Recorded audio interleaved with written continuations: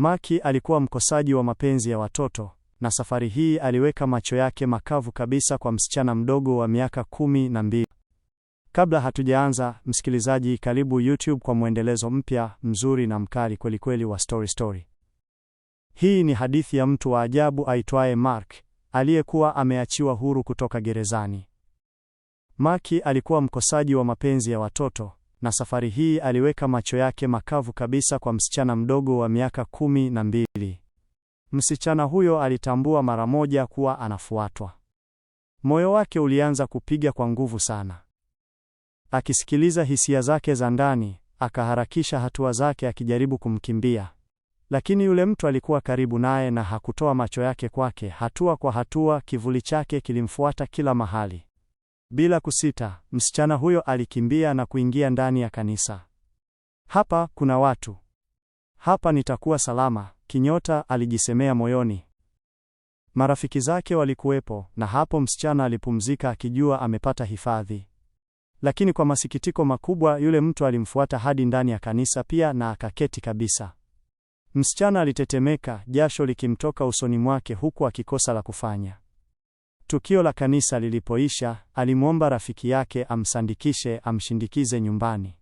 Walitembea pamoja wakizungumza na kucheka, lakini yule mtu bado alikuwa nyuma yao akifuata.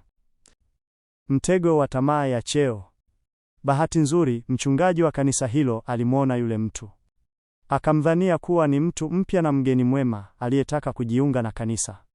Kwa furaha kubwa, mchungaji alimkaribisha, akampa chai, akampa mavazi ya kanisa na kumuuliza jina lake. Yule mtu alisema kwa utulivu, "Mimi ni Marko."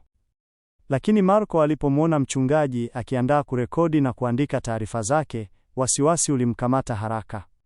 Alidai ana safari na hana nia ya kujiunga. Lakini mchungaji, akiwa na tamaa ya kupata wanachama wapya ili kukuza cheo chake hadi kuwa mchungaji mkuu, alijifanya hasikii. Kumbe, alikuwa anajichimbia maisha magumu yeye mwenyewe. Mchungaji hata alipiga picha ya yule mtu wa ajabu kwa simu yake, akiandaa kuiongeza kwenye albamu ya kanisa. Hakujua kabisa kuwa picha hiyo ndogo ingemletea msiba mkubwa sana. Siri ya miguu ya chuma. Ghafla, simu iliita na mchungaji akatoka nje kwenda kuipokea. Marko alibaki peke yake na macho yake yakaelea juu ya picha ya familia iliyokuwa mezani kwa tamaa kabisa. Mchungaji aliporudi, Marko aliinua mavazi yake na kujifanya tayari kuondoka, akisema hata fomu ameshamaliza kujaza. Mchungaji, katika jitihada za kumvutia Marko, alitaka kumvisha viatu, lakini alishtuka sana kuona Marko hana miguu ya kawaida, ana vyuma tu.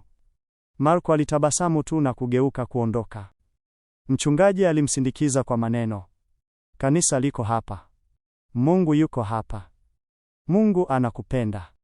Maneno haya hayakumgusa Marko hata kidogo, alikuwa hajali chochote. Aligeuka na kuondoka zake. Mchungaji alisikia huzuni moyoni mwake, lakini akaamua angalau kumhesabu Marko kama mwanachama mpya. Alichukua ile fomu ya usajili ili aangalie na kuhesabu idadi ya wanachama walioongezeka. Kumbe, hakuna chochote kilichoandikwa. Wino haukugusa karatasi kabisa. Mchungaji alikaa kimya kwa sekunde chache, moyo wake ukiuma kidogo. Ishara na ukweli mchungu. Lakini usiku huo, msiba mkubwa zaidi uliwadia. Mke wa mchungaji alipiga simu akilia.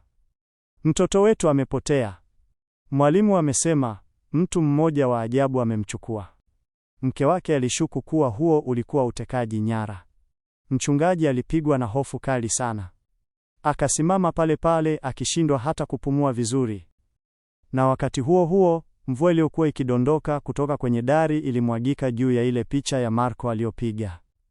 Picha ilipata unyevu na sura yake ikazidi kufifia na kuwa na umbo la giza, kama shetani asiyeeleweka.